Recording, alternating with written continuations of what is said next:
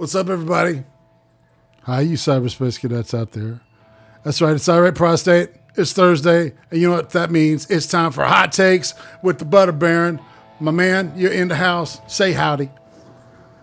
What up, fam? You sound like you're in the back door, dude. Sorry, I was walking to my computer real quick. Yeah. I know, it was bad. Fam, is that better? It wasn't bad. It was just okay. Not audible. How you doing tonight, man? I'm doing pretty good. I literally just finished the movie, The Great Hack. Okay. All right, so we're here to talk about the Great Hack, which is a documentary that is on Netflix. It appeared, I think it came out like in late July, I want to say. Let's see, around July 25th, give or take. And it's directed by this guy named CREEMER. He's got the same last name. I wondered if he was related to Lindsay Ammer of Queer Kid Stuff. There doesn't seem to be a relation, even though it's like it's not like that's probably not a common name. I'm kidding, dude. Right. Yeah, right. So it focuses around, there's a lot of people in this documentary, but it really focuses on 4 or 5 primary people. And one of them is this lady right here. As a matter of fact, this movie opens up with Brittany Kaiser at Burning Man. And she's like got this, it looks like a mashup between Heartbreaker, the Redheaded Heartbreakers, the Heartbreakers comic book, and Sheena, Queen of the Jungle, or some shit like that. And she's Can I just say something about Brittany Kaiser? Please. She, throughout this entire thing, she is an insufferable cunt. You know, it's interesting, dude, because, all right, as we were watching it, Uzi and I were like coming to, not necessarily that conclusion. Anyway, let's go ahead and get through the rest of these guys. Well, all right, this guy's name is Paul Olivier DeHaye. Let's see, make sure I got this right. He was a person that worked with Brittany at Cambridge Analytica, and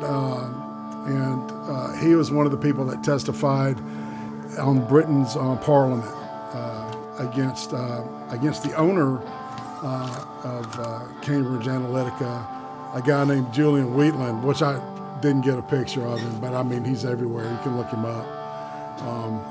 And he looks like he would run a fucking tech company, right? And then there's this guy, David Carroll, who's an associate professor at the Parsons School of Design. If you ever watch Project Runway, you know Tim Gunn, designers, everyone, designers. That guy is basically the dean at Parsons. So I thought it was an interesting connect there. With this guy's an associate professor, but really his deal is that he's the conscience for everybody, and he's driving well, they own my fucking data, and I want my data back, and I kind of understand that, right? I've always personally felt that if your personal data is if your personal data is yours, I mean, shit, shouldn't you have the option to sell it yourself to somebody? Right? Well, yeah, you do have that option, actually. Well, explain that. So you don't have to be on Facebook, Twitter, or YouTube. You can not be on these applications and then sell actual data about you through other websites. Like if you go to pennyhoarder.com, there are multiple websites that want your information and they'll pay you for it. Wow. See, people? Yeah, there's one website out there that will pay you to sleep on your side and log the amount of hours you sleep and how you felt the sleep was. Cool. I need that site because I would make a lot of money. I love sleeping on my side. Just saying. Yeah. Oh, okay. And then last but not least is this dude, Christopher Wiley.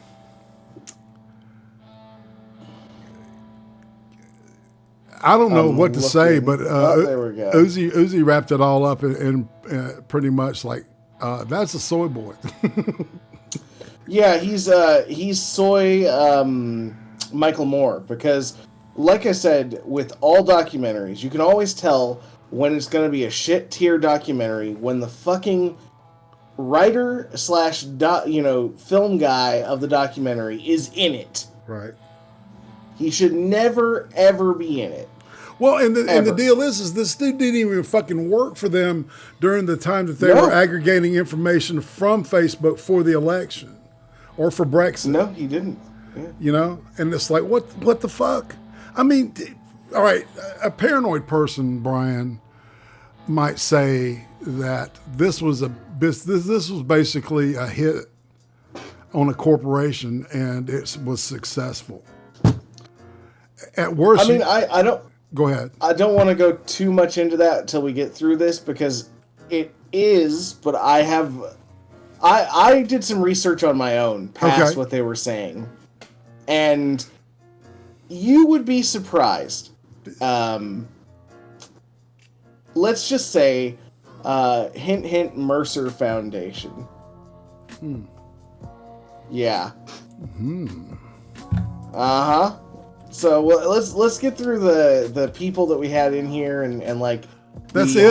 Those are the main principles that I listed. Okay, so yeah, it was like, I mean, we could have gone into the lady that works for the fucking Guardian and blah blah blah et al. You know, but these are the main people that were around this, and and errantly, I did not provide a photo of the guy that owned Cambridge Analytica. But he's easily recognizable. His name is Julian Wheatland. So I just wanted to make sure we all knew about that shit. So, first of all, I really want to talk about the woman who was supposedly the leak. What was her name again? Brittany Kaiser. Brittany Kaiser, yes. So Brittany Kaiser leaked this information, but she leaked it after she did all of these things. Yeah.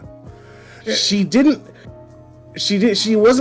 not like she was whistleblowing because the company started doing weird things and she was like, oh, this is bad, we should stop this. No, she did this for 4 years straight? Yeah. And she helped, she claims to be, that she helped get President Trump elected, and that she helped, I guess, manipulate voters to, really what they were saying was they were manipulating small-minded voters to vote in certain ways because they're persuadable through various techniques. And the only way they can aggregate that information is through social media. I wouldn't, don't fool yourself with thinking that it's just small-minded voters, because that's what that's what they were saying. That's what I'm saying, dude. Okay. Yeah. Yeah, a persuasion archetype, which it's something not a lot of people know what it is. It's essentially subliminal messaging on crack. Right. You're more likely to agree with somebody who's your friend. If you're following that person on Twitter, then you probably agree with some of the things they've already said, and then they get paid to put an ad up, but you don't know that it's a paid ad. Right. Well, and all right. So Brian and I, to be completely upfront, have had conversations about persuasion models and conflict. Yeah. Using conflict to drive clicks and hits on fucking social media, right? It's all about the money, really. When you get down to it. Yeah, it is. I mean, it's I would like to respond to Tim Tarbuck's there. Tim, hey man. Yeah. He said, a woman leaked after she did all these things. Are you sure you were watching Netflix, Brian? Lol. Yes, I was watching Netflix. I don't normally keep the sound on Pornhub, so that's how I know it wasn't Pornhub. Oh man. Speaking of, oh dude, speaking of e-thoughts, Cream stream Friday night. So I'm gonna say. Oh wow. man. Yeah. It's I got some funny shit. Yeah, so a persuasion archetype, like I said, Yeah. can really, really, like, it affects everyone. Because somebody you might be following, let's say, and I'm not saying James Wood did this, but let's say you're following James Wood, right? Mm-hmm. James Woods follows another person, doesn't know that that account is literally just like some paid account to bot out a bunch of random fucking horseshit memes. And they're horseshit and they're dumb and you don't agree with them. But the thing about information is once you have an idea, you cannot get rid of that idea. So when you have somebody that posts a dumbass meme where they're like, where are the 30,000 emails? You know what I mean? Mm-hmm. Then you have influenced them whether or not they know that it's kind of stupid. Yeah, but I mean, all right, so there's basic, like, conversation like what we're having, and people legitimately through argument, having some kind of discourse about decision making, right? And political decision making. Yeah. Specifically. That's not the majority of voters, though. No, it isn't. And that's what they were, that's kind of what they were leaning on, right? Is that, we do this to just the dumbasses out of the group. And obviously, because Trump got elected, we changed the way the dumbasses think. And I guarantee you, a bunch of the people that voted, for Trump in that last election were not dumbasses. They knew what they were doing. Well, statistically speaking, they have to be. Like a majority of them actually have to be dumbasses. Well, but I'm saying is that there's informed voters that voted for Trump, right? Yeah, certainly. There's informed voters on both sides. Yeah, and what I'm saying is that some of them were even probably influenced by what was going on here. And, absolutely. All right, so to be honest with you, Brian, the Britney, I picked up psych vibes off of her. Did you notice the way her mom says to her something about, are you sure you're mentally up to this? Yeah. And it was like, oh, what is it? I got classical millennial syndrome from her, maybe helicopter mama. Ultra sheltered, like she got the job because she was good at scheduling things. Really, I mean, she didn't seem to have done any of the coding or anything. You know what I mean? No. And it's interesting, like, all right, so she worked for the Obama, right, for all this time, and she claims and everything, and there's, Brian, if you look in not Cream Stream, the Hot Takes cheat sheet, there's an article about her, and then above it is a My Circle link that we'll go to later. But it's just something I want people to be aware of. It's testimony in front of Congress based on Facebook having a direct effect on the election. Okay. And it kind of brings into question some of the shit they say in this movie, in my opinion. But that's me, all right? I'm I'm not a fucking skeptic. I'm not an internet skeptic. But I'm very skeptical when it comes to shit like this, right? Well, you have to be. Right, because it's like they were talking about, and somebody that was on there got it, I could tell, because he goes, it's like admin, but now we've got all this other tools to work with, right? We don't have to convince you to smoke because John Wayne smokes cigarettes or a fucking cowboy in a commercial smokes cigarettes. We can convince you to buy this product based on what we know about you, man. We'll just put the right color at the right time in front of you, and you'll click that motherfucker. Okay, yes, but I want to point out that it's not one political party that does this.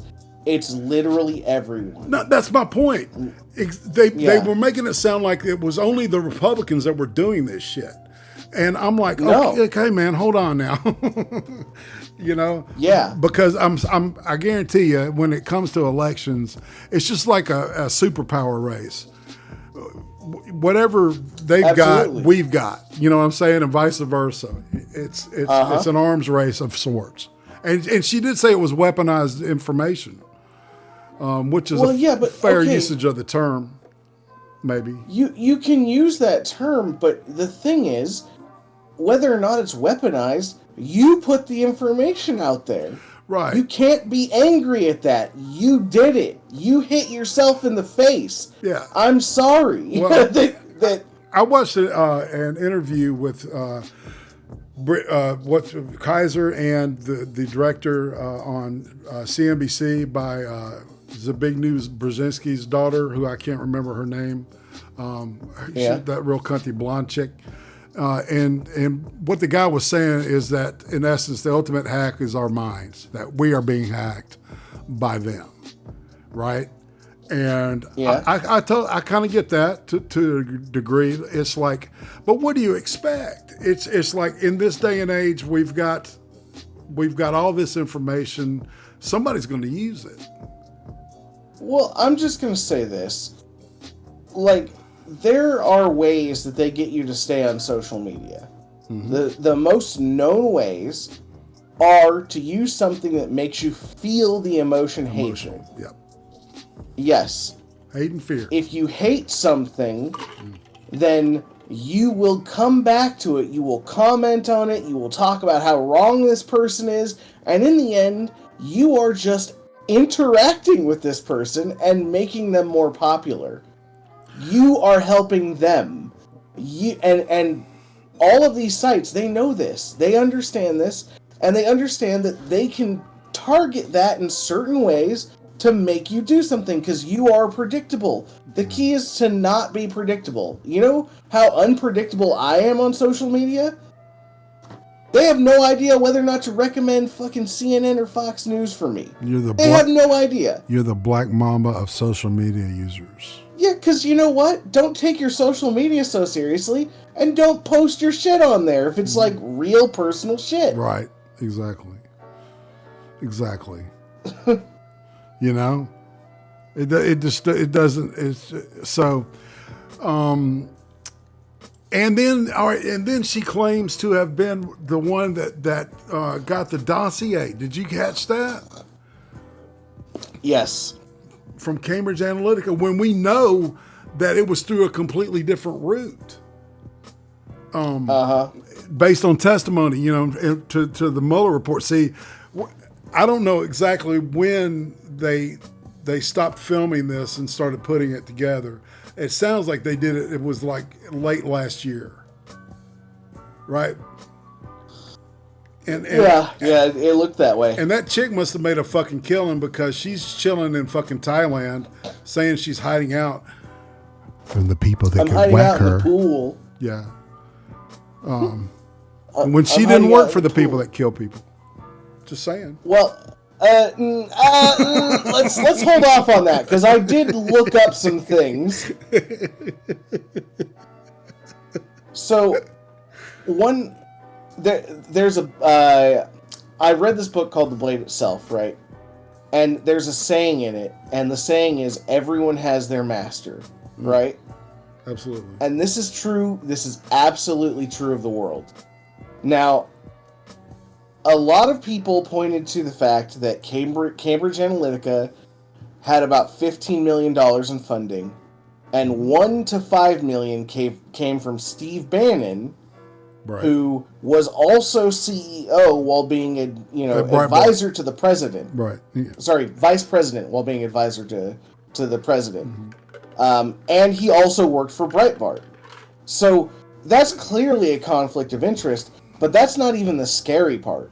The scary part is, where did the other money come from? And it turns out, if you do a little research, it came from the Mercer Foundation. Do you know who the Mercer Foundation is? It's very vague. Everything that I'm looking at, it says Foundation's main interest in the field of public policy, higher education, and science. Foundation has donated to organizations and institutions, including the Heritage Foundation, the Illinois Policy Institute, the Heartland Institute, and SUNY Stony Brook. The Home Depot Foundation, whose mission is to improve homes and lives of military veterans and their families. So that's all I could get as to what they do. First of all, And Home it's Depot run by is a massive company. Yeah, and it's run out of Atlanta, Georgia, so it's probably run by a conservative. I would guess. Just saying. I'm gonna throw. Well, he went to a little UT. bit further here. You know that orange on Home Depot? That orange Yeah. comes from the University of Tennessee, and that tells wow. you. Yeah, he's a UT grad, so he's serious about that shit. He's one of them serious UT fans like Tennessee Marine. Hey man. Yeah, but I don't know who Rebecca Mercer is. It's got a link to her. Well, yeah, Rebecca Mercer and Robert Mercer of the Mercer Foundation. So yeah, they're Those very guys right are wing. billionaires. Yeah, looks like they run PACs and shit. They run PACs and shit, but that's all you'll find on Google. But when you go and you do a little more research, open up that Bing fan, because guess what? All right, this is all right. Her page, all right, the Rebecca Mercer page. It's early life and education, political activities, including the 2016 election, Donald Trump, Steve Bannon, Breitbart News, and then Cambridge Analytica, the American Museum of Natural History, personal life, and then blah blah blah. So it does touch on some of that stuff. All right, keep going. Personal life. You're not understanding. Let me finish, and now you will understand. Okay. Because the SLC group, which is part of them, is supposedly the group that gave them the extra money, along with parts came from the Mercer Foundation. Now, all of these groups have been interfering with elections and doing behavioral analysis, and they founded the Behavioral Dynamic Institute.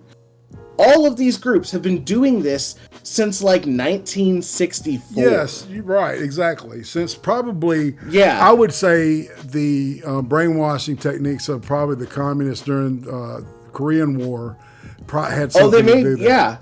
Yeah. They did. They actually had. So funny thing, I watched both The Family and this at the same time. There's some ties. Yeah. But side note, Robert Mercer, who is a billionaire, helped join up with the Koch brothers to look into this. Really, it is crazy. He joined up with the Koch brothers to help create this Behavioral Dynamic Institute, and in which they essentially influenced multiple elections. Right. And this is what I'm talking about when I say everyone has their master. I don't know why people are looking at Donald Trump for this. He's literally a non-entity when it comes to this. Right. It's he's just at the this one point the candidates are really just more like pawns. Yeah, they're pawns, exactly. Right. Yeah. Now anyone that thought he was for the people, you are fucking retarded. Because he's not for the people. But the whole idea was they didn't care what side of the political spectrum won. They cared which one would give them tax write-offs and fucking tax cuts and everything. The corporate welfare. Right. Exactly. And that's what mattered most. And when you step back and look at all of the information you can see, it's like probably a couple, maybe 15 or 20 people on each side that are like, I want these loopholes for my companies. And somebody else is like, I want these ones. Fuck you. Right. And that's all it is. And that's who influences your elections. Well, and then the question it comes back down to at some point is because technically what all this is really a loose kind of political lobby, influence lobby, right? But it's more like a full court press version of it. And so, does this? Do we need to limit K Street? See, that's the whole point. Not point, but it's one of the big arguments with. You can't. Well, that's the point. It's like in an open market, like what we have in a free market. This shit's gonna happen. You know. Yeah. Okay. So when you have a market like this, which by the way, there's only one way you can stop people like this, and that's to stop using Facebook, Twitter, YouTube, any of these things that we're currently fucking using, right? Mm-hmm. You have to stop that. And are you going to do that? The answer is no. Nobody is going to stop doing that. Nobody's just going to wake up one day and be like, yeah, you know what? I'm going to go work out for 2 hours, and then I'm going to go to work. I'm going to come home. I'm going to make myself my own food from something I grew in my backyard. And, then I'm going to read a book. Nobody does that. Very few people, I should say. Right. And it's sad because everyone should have known that this was going to happen. We had, there's a book called The Naked Statistic, which talked about in 2009, Target being able to predict whether or not somebody was pregnant before they were pregnant, based off their purchasing habits with their Target cards. Mm-hmm. So I don't know what to tell you. You're trapped, because either you need to just be like me and troll all the time and never put any personal information, except you're not going to get away from having to put your phone number on there. You can try and use one of those Google phone numbers, but then it's going to be tied to your email either way. Right. So yeah, good luck with that. You will always be ran by these extremely rich, powerful people because of the nature of capital, right? Right. The big fish don't give two fucks about the bottom of the market because they can make the market happen. For direct example here, the Koch brothers invested in silver in 2012. Silver shot up to $30 an ounce. And then they pulled way out and made all this fucking money from it, it's right? the same thing Hunts did in the 70s, right? Yeah, they shorted it. Yeah. They shorted the silver and made a killing. Made a killing, yeah. And silver was at $12 an ounce for a very long time after that, and only recently started going up. So, I'm just saying, to be angry about something like this is literally something you cannot fix. Yeah, and especially with these questionable people who are using morality and ethics to justify, to make themselves feel better, really. I mean, in retrospect, this is just like, okay, we did this sketchy, horrible shit. To help, to help prove a point that we like to try to prove every once in a while, or and we don't give a shit, and then later it's like, oh well, we were wrong, and it's probably like to draw a parallel would be like the way that to draw from YouTube, okay, it's like the way that the people responded when Lacey Green started dating Chris Ray Gun, right? And Lacey was getting all this rejection from people that were that were calling her a traitor, basically. And I got a feeling that this is what was going on with Miss Brittany, because the Brittany Kaiser person, she looks like I'm not going to say she acts like a 14-year-old girl. I don't know how the fuck old she is. Yeah, she does. She dresses she like... looks like that kid from Stranger Things. I know. The guy with no upper teeth. Yeah, dude. I saw the picture. I'm like, holy shit, she looks just like him. That is so funny. Oh, my God. Yeah. Some of those memes are just painfully funny. Yep. I'm sure she's really thrilled about that shit. But I'm just saying, man, sketch-a-rooney, man. And the whole beginning... Like, I would say the first half of this thing reminded me of the AOC video. Oh, absolutely. You know what I'm saying? It felt plastic. It felt like it was trying to It was persuade plastic. you. You know what I'm saying? It's like they're moral fagging on exactly what they're doing right at the moment that you're watching it. It's like, well, we persuaded all these dumbasses, but we hope you're a dumbass and we're going to persuade you to think that this is really good journalism. Right? Yeah. Yeah, I mean, obviously, it's funny that they're moral fagging about it being, they use these persuasion archetypes. Meanwhile, we're going to use a persuasion archetype on you. Exactly. Exactly. Yeah. So it all becomes... really... Go ahead. Go ahead. No, I know where you're going. Yeah. I was just saying it really is ridiculous. And there's... Like, look, you could... The boomers, blame boomers, because they could have stopped this. They really could have. They could have aborted these kids.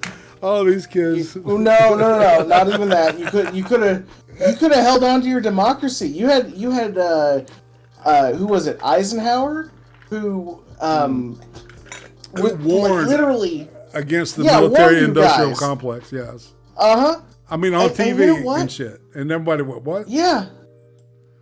Yeah, and you guys, I don't know what happened. You just let it happen. You're like, oh no, I gotta go watch. I don't know, Cheers or some shit. MASH is on, guys. Let's go. Let's not actually pay attention. That's right. Speaking of the Korean War, oh, dude. So, yeah, and the whole Cambridge Analytica, it's like, all right, so the guy that we're talking about, the Christopher Wiley, the pink-haired dude, soy boy himself, supposedly after he left Cambridge Analytica, he had approached the Trump team, and they rejected him in lieu of going with Cambridge Analytica, right? So this dude has automatically got a reason to take him down. I don't know if that's what happened, okay? Because there's a conspiracy theorist inside of me that says that it was planned to try to take it down from the get-go. You wanna go conspiracy theory here? Yeah. I am wondering why the Democratic Party only has one solid candidate, and they are not advertising the living shit out of that person. And I can only think it's because they intentionally want Trump to win.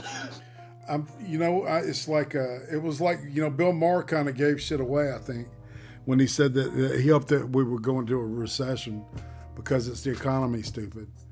And that's a quote from the if you're not aware of the Clinton campaign, the '92 Clinton campaign, the guy behind it, the Cajun guy. Named God, what is that guy's name? Anyway, he said, I know who you're talking about. His head looks like a lemon. Yeah, he looks like Gollum now. The older he gets, the uglier he gets, and he talks just like that. Yeah. Anyway, it was his mantra. It's the economy, stupid, and he got Bill Clinton elected with that, right? Because they stayed focused on national policy and primarily the economy. Which is so with that in mind, I think Maher said that he wished that this country would go into recession just so Trump would get voted out. Which is, I mean, do you even think that would matter? To be honest, at this point, no. Look, Washington is a rusted machine. And it's just locked up. It's like a locked up engine. And there's no way you can unlock it unless you take the motherfucker apart and replace some shit. You've thrown some rods. You got a fucking piston that's fucked up. You would need a whole different machine. I mean, people think we have like a free and fair trade economy. We actually don't. We have a very restrictive economy, and it's very beneficial to people who have a lot of money. Yes, you're starting to sound like Noam Chomsky, though, dude. Watch out now. Oh no, not the guy that fucking was absolutely right about most of what he said until he turned 91 and went senile. Yeah, that no Chomsky. Yeah. Nah, we can move on. No, it's fine. But His latest stuff is bad. Yeah. I don't know, man. I'm just sick of dumbasses trying to tell me how to vote, and it's not going to stop. And they're going to use social media to do it, right? No, I don't think it matters. See, and this kind of explains. It doesn't matter how you vote. Doesn't it explain, though, why all these fucking actors like fucking... All right, yesterday you got Alyssa Milano admitting that she had 2 abortions in the same year for political reasons. She's making this public announcement. Yeah. Tells you a lot about her. Because she said, I wouldn't have had the career I had I had those babies. I mean, she didn't say it like that. She said, had I not had my abortions or something like that. Well, yeah. She wouldn't be where she is. What I meant was, I don't think it matters how you vote, because both of these people are corporate shills. 2 sides of the same coin. Corporate shills. Absolutely. Yeah. No, I've always seen it that way. Uh-huh. Yeah, James Carville. Thank you, dear. My wife, of course. James Carville. Every time I hear the name, I want to start talking like him. Because he's just a hell of a character. He's bald-headed. Got a big old bald head and big old back eye, just like Gollum. Mm-hmm. Look for that, Precious. Mm-hmm. What did you say? It's like, which candidate is both pro-choice and pro-gun? See? That's a good question, man. That is a good question, but I'm just gonna throw this out here. I'm gonna do a little bit of enlightenment TM with my pinky up in the air like a snob. Mm-hmm. Why are those the 2 things people go to when they think about a candidate? Because in reality, you have much bigger problems than those 2 things. Well, no shit, right? The heat. It's like the heat. They're wedge issues, bro. They're designed, right? They're picked specifically to divide people, right? And that's what this whole movie talks about. The whole idea is to divide and conquer. Exactly. And I'm just going to throw this out here from a logical standpoint, not a moral standpoint at all. Abortion, you're really arguing whether or not to give the state rights over somebody's body. And I'm against state rights, so, fuck them. I'd rather have it to where you get to choose, and if you're a shitty person and you have a bunch of abortions, then you don't have kids, and your lineage never goes anywhere, and guess what? You don't do the meaning of life, which is have kids and move your genetic line down the ticker till we nuke the world. So, there's that, and then on the pro-guns thing, that's another... Would you like to give the government some more authority over you? Exactly. Just saying. Speaking of guns, there was an interesting photograph of you on your server earlier this week. You want to go into that a little bit? Yeah. Apparently somebody named Miles Beats had a 12 gauge shotgun, and it was pointed in your direction, and you're looking like you're 22. Yeah. Oh, it was the 22? Holy shit, that was a huge barrel. No, it was a little pee hole at the end. Okay. Yeah. And it wasn't loaded. No, I was just pointing out the expression on your face is wicked, man. Yeah. Hey, Tush. What up, Tush? Memes. Hey, man. Tim, Tarbox, you shall remain wrenchless, but not forgotten. Brittany, you want to come join us and talk about that chick? I would assume if Brittany saw it, she would probably want to talk about her. You know what I'm saying? It's a chick thing. Yeah, and so I don't know, man. I got this like pretender vibe off that chick. Absolutely, the whole thing was pretender. But you know what I'm saying? Like if they really looked into who she really was, they might not find what they think they were going to find. I don't know, man. I really don't know. I mean, I've heard of guys like, with fucking ninth grade educations posing as physicians, you know, in emergency rooms and shit, saving lives, and, you know. So I don't know. This is, I just, that's the vibe I got from her. And, you know, I am who I am. Therefore, and that reads paranoid. That's what that means. So, dude. Yeah. So all right. So, so they testified. They decided to blow whistles on Cambridge Analytics, right? Which was taking Facebook information with Facebook's permission and blessing, and they were paying them for it. Facebook said, "Okay, $50, you know, whatever." That would be called capitalism. Exactly. Yes. Exactly. And she talks about information being, you know, a commodity that's more valuable than oil now. You know, for the first time in our history, you know, or well, since we became dependent on oil, like the 70s. And that's something else. That's a whole nother topic, man. The whole energy crisis and all that shit that just magically evaporated when they quadrupled the price of gasoline. But, you know, I don't know. I've seen a lot of shit. I saw it going from, we're going for an ice age to... Hold on. I have to address this. A man in the chat said his name is Tamro, and he said, fuck Brian. But, you know, fuck Tamro. Anyway, go ahead. Sorry, I had to. Okay.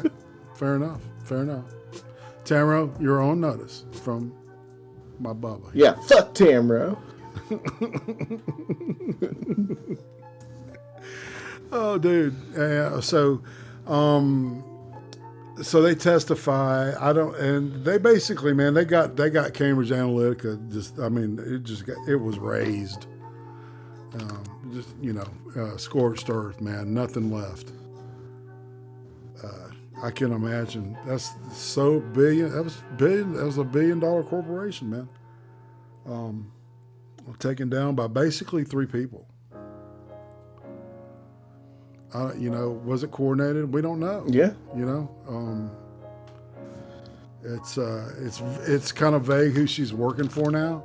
It says she is working for. I'll pop it up in a second. She's working for this thing called. She's become a public speaker promoting a hashtag own your data. In fact, it seems that there were to be a theme at Kaiser, who spoke of the subject last year during Social Media Week, is slated to do so again next year. Interestingly, when it comes to data and privacy, Kaiser doesn't have the take you might expect. In fact, she doesn't advocate for privacy. She believes that data needs to be transparent, hence owning it. She thinks that it's the security of the data that we should be focusing on. Privacy, a scaremongering tactic that assumes people will abuse your data. And, you know, that is not an unreasonable thing. Didn't Britain just go through a thing where they were like, hey, we'd like what was it called? The Right to be Forgotten Act? Yeah. And it didn't go through. Right. Like, they couldn't get it through. Right.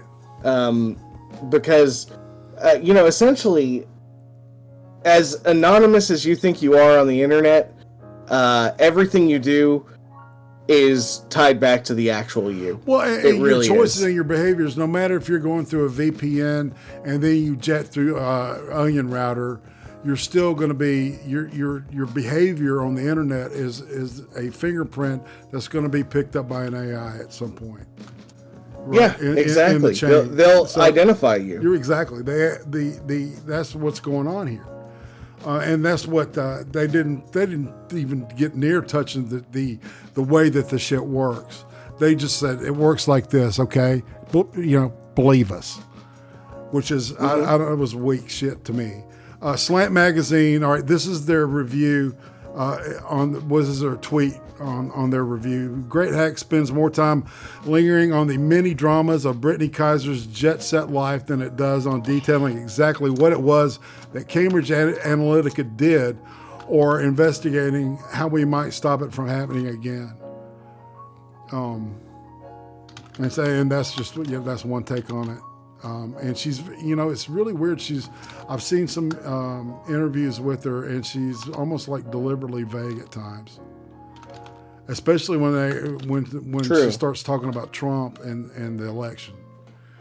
She gets real like evasive. Well, I'm a Democrat, blah blah blah, but I don't know.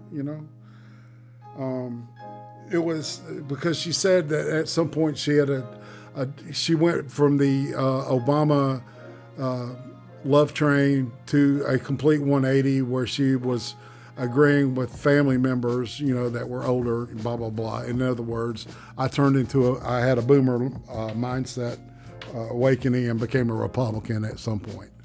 But now I'm not again.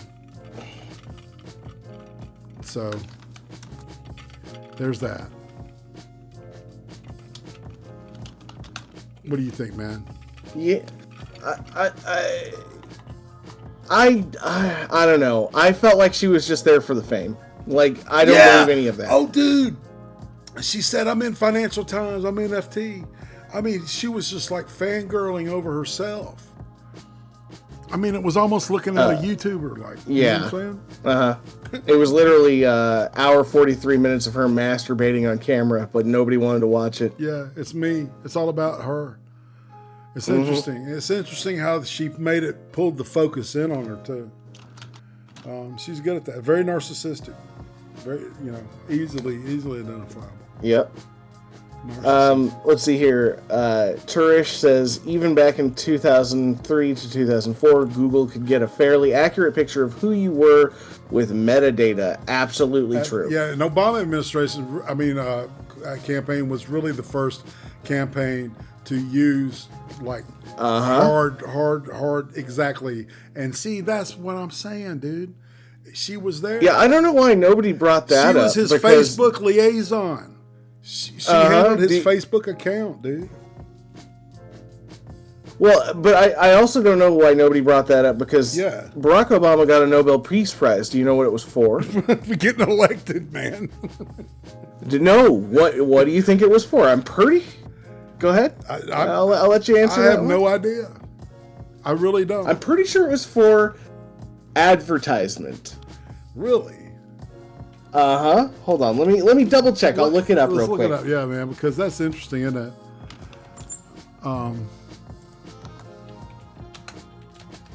What was Obama? Whoops. Here we go. Obams. Extraordinary efforts to strengthen international diplomacy and cooperation between people. That's how they labeled it. That's literally a nothing sentence. Yeah, that's Swiss for hand job. Yeah. Nice. Maybe fellatio too. I'm changing it to fellatio. Yeah, that's more of a nice choking sound. The way it came out, it was like a little choky sounding.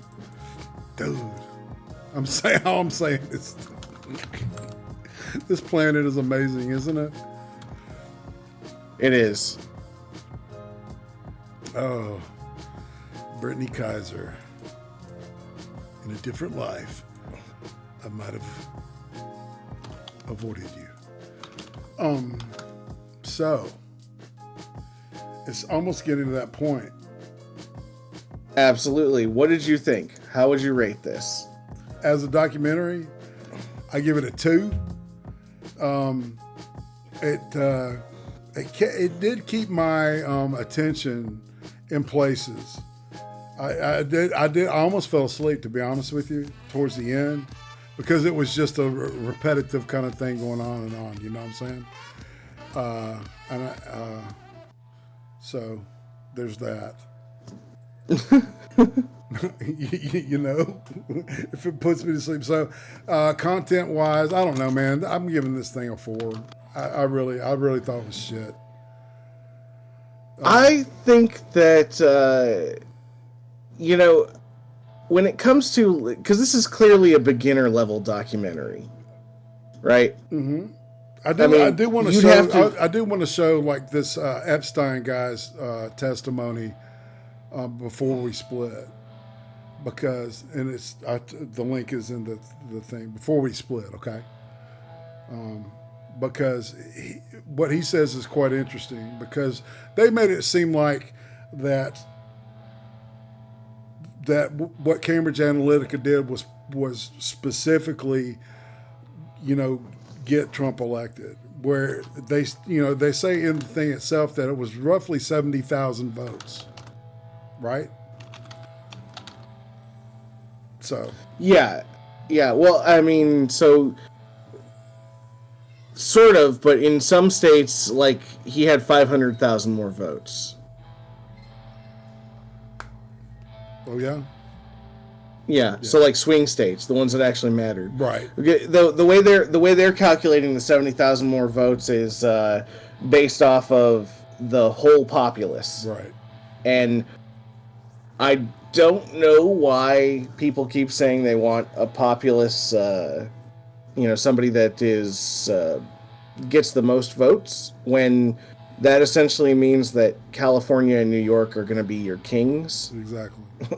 Well, and that's why the Electoral College. I mean, you think about how wise the founding fathers were. Yeah. And and I'm sorry they were men and they were white, but they were fucking wise, man, and they were smart enough to know our nature, human nature that never changes. There's always going to be some greedy motherfucker that wants to steal the shit, not work for that money, but steal it because it's easy. But I sound like a preacher. Let's check out this guy real quick.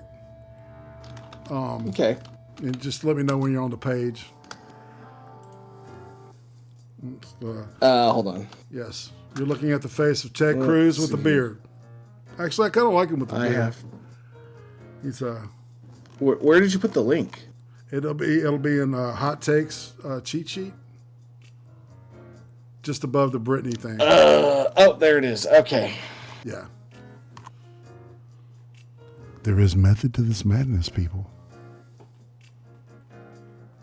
So are we just gonna? Yeah, I'm just gonna let it go right here. All right, because this guy has done this like couple-hour testimony. There were a couple other people that testified, right? But here are the hot takes. According to Cruz, okay? Dr. Epstein, I found your testimony incredibly powerful and incredibly concerning. And if anyone draws news out of this hearing, I would encourage you to review very carefully Dr. Epstein's testimony. And I'd like to take a moment to make clear several things. First of all, as I understand your background, you're not a Republican and nor are you a conservative. Is that accurate? That would be an understatement. And indeed, you're the former editor-in-chief of Psychology Today. Correct. So you're a respected academic.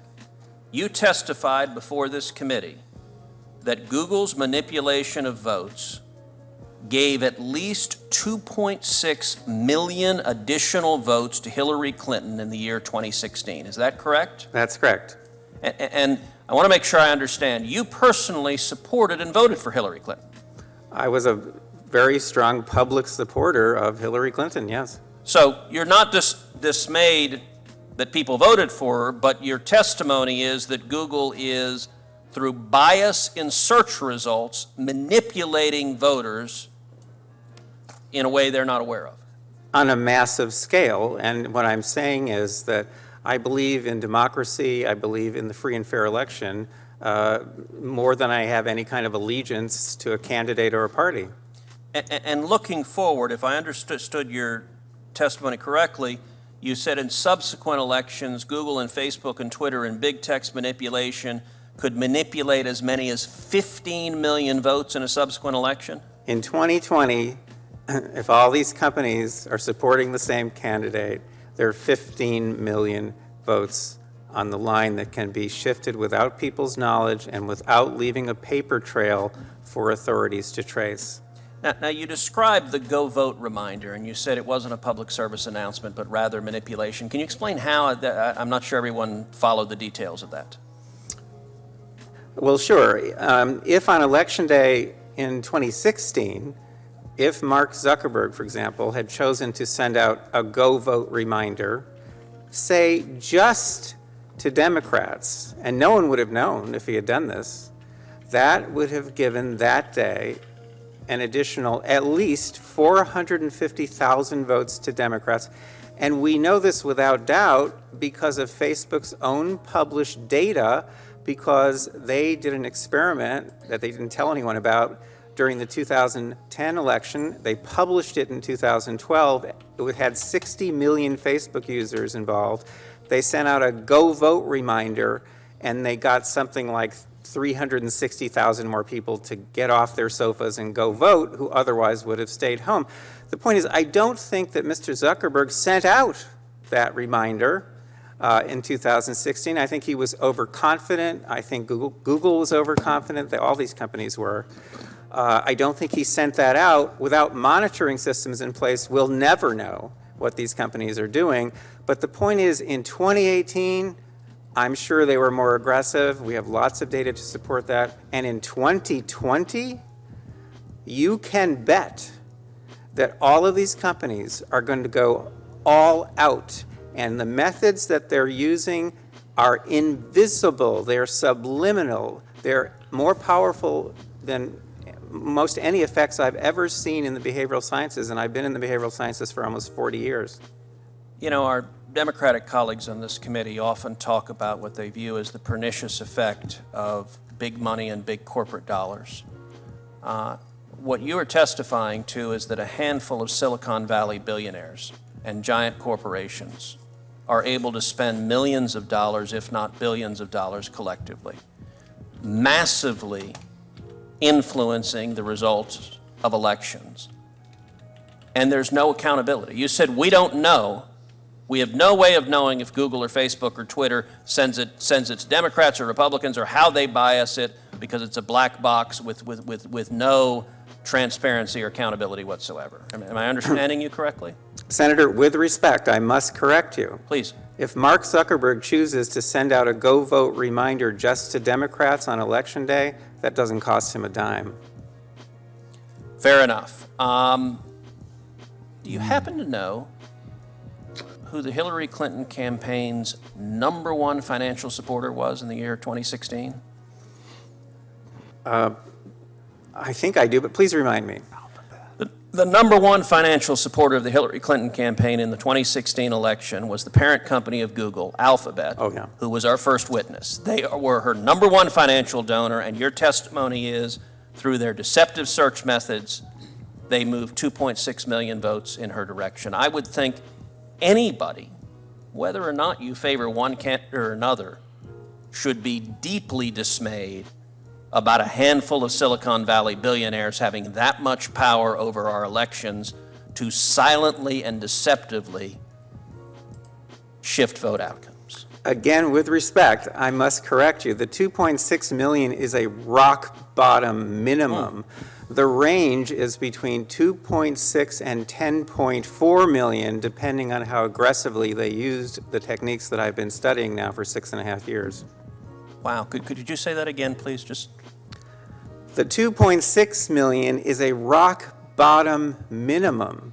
The range is between 2.6 and 10.4 million votes, depending on how aggressive they were in using the techniques that I've been studying, such as the search engine manipulation effect, the search suggestion effect, the answer bot effect, and a number of others. They control these, and no one can counteract them. These are not competitive.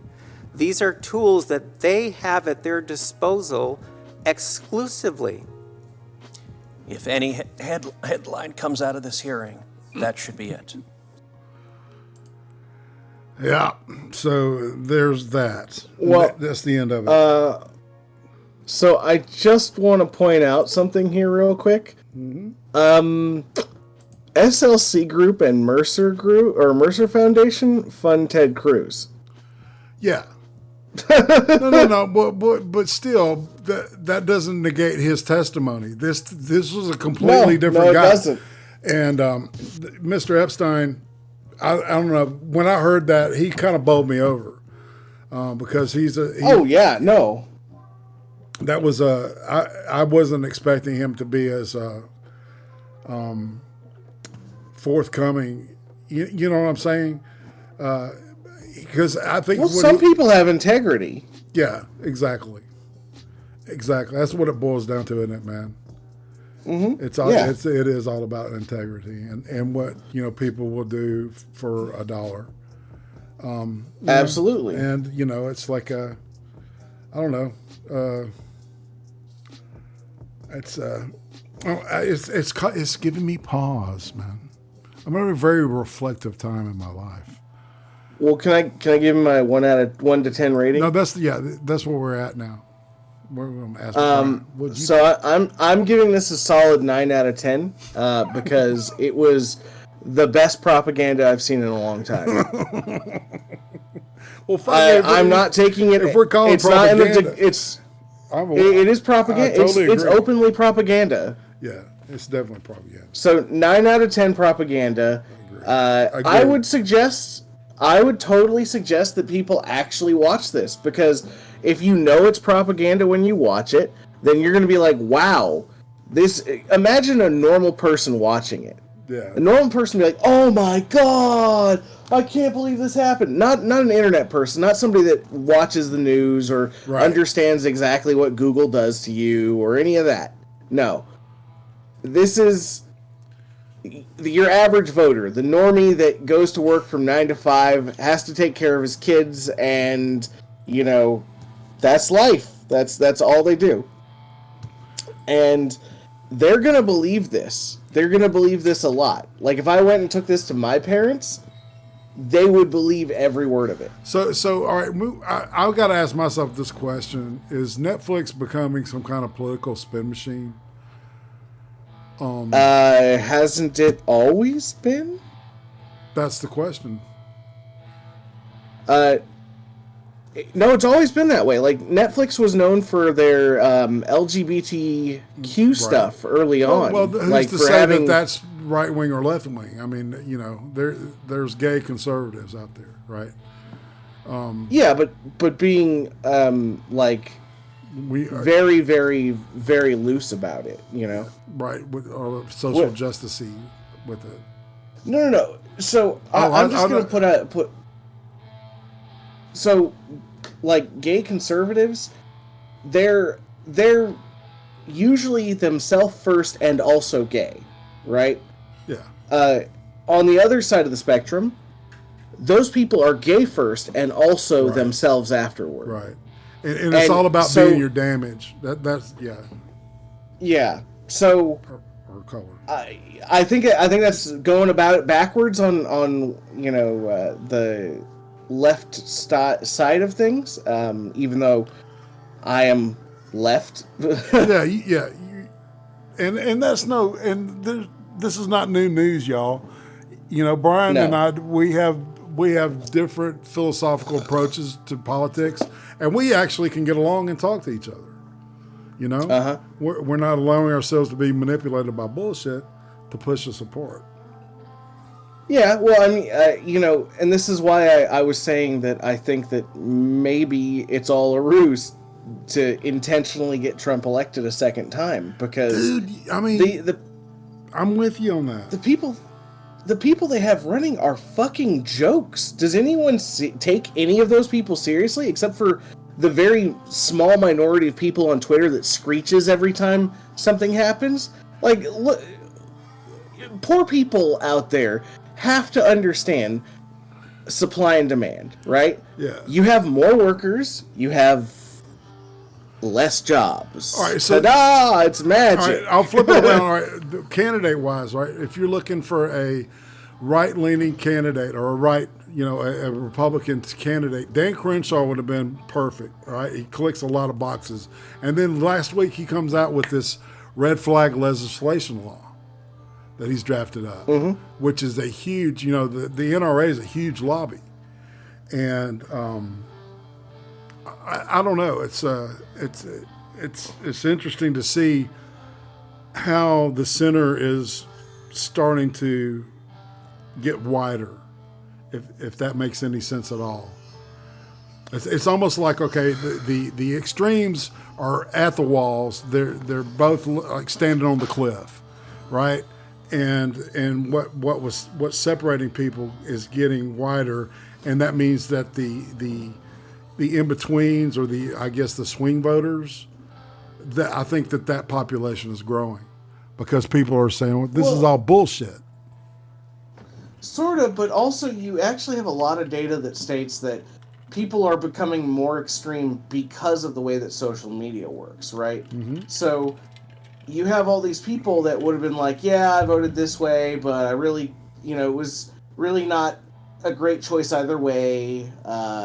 That's it. That's how they feel, and they voted, almost middle, almost pretty much center. But then now, since 2012, I think is when they started doing the research on it, of the spheres of the internet, right? Right. Where they were integrated pretty well, and they separated. That literally you have way more people, even Pew Research will show you this, way more people on the extremist points of each side. And those people are gonna vote because those people care about that stuff. Right.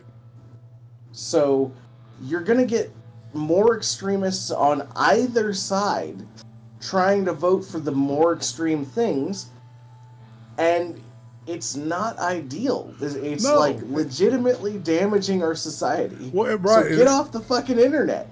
Yeah. Yeah, good luck with that, dude. You know what I'm saying? Right? You're right. It's telling us, like telling a junkie that, just all right, put it down. Put the shit down and walk away.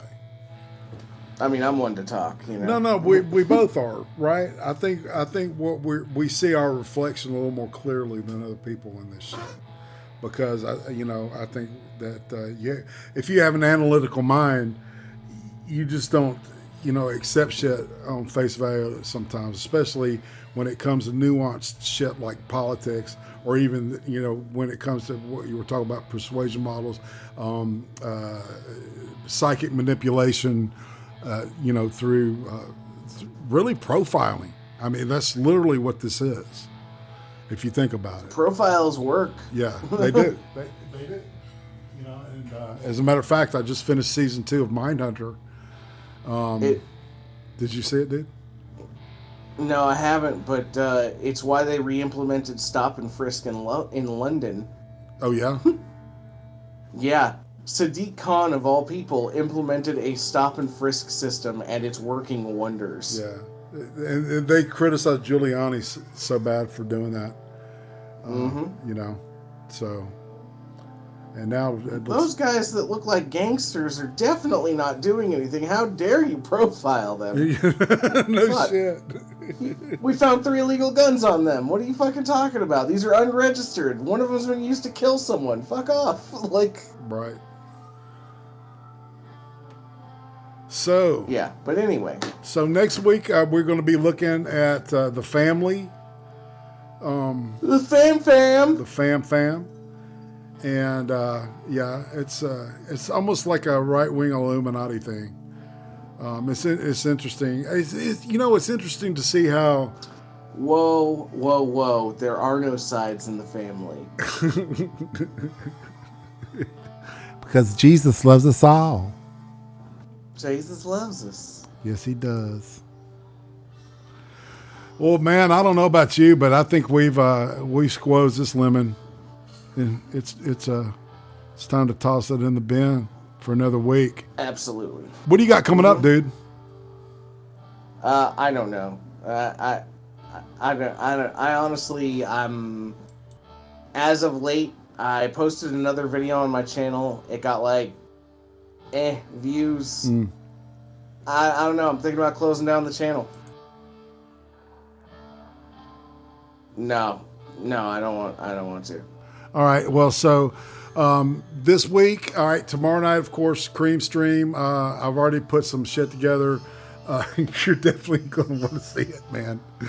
Some funny, crazy shit I pulled off the interwebs.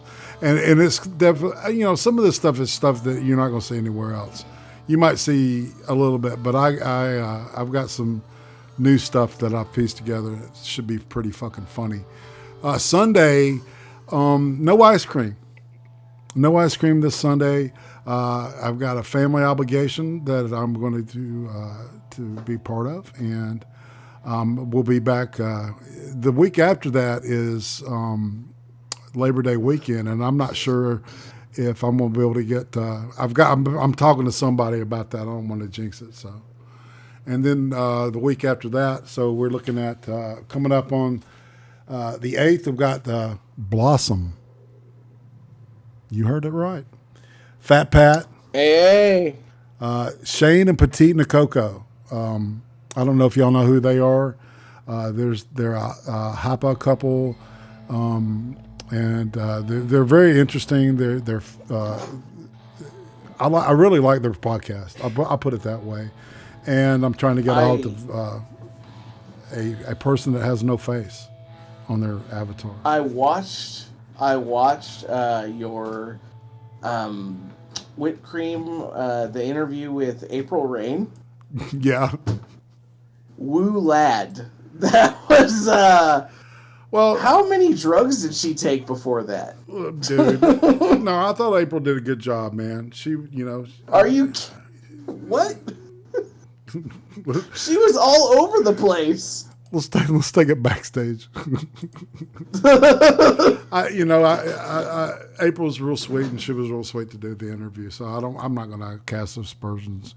Yeah, no, that's all me. Don't blame him. I'm the one that implicated her in doing a bunch of drugs on a boathouse. I don't know. She sounded lucid to me, but anyway. And on that note, we're gonna wind it out, and shit. You want to say bye, brah? Thug Life fam. That's right. It's all right saying I'm OUT. See you tomorrow night. Be there, be square. Oh, yeah, we're starting 2 hours later. That'll be 9 o'clock Pacific. And Kattegat will be joining us, so that should be fun. She's always fun to hang out with. See y'all tomorrow. This is all right, OUT.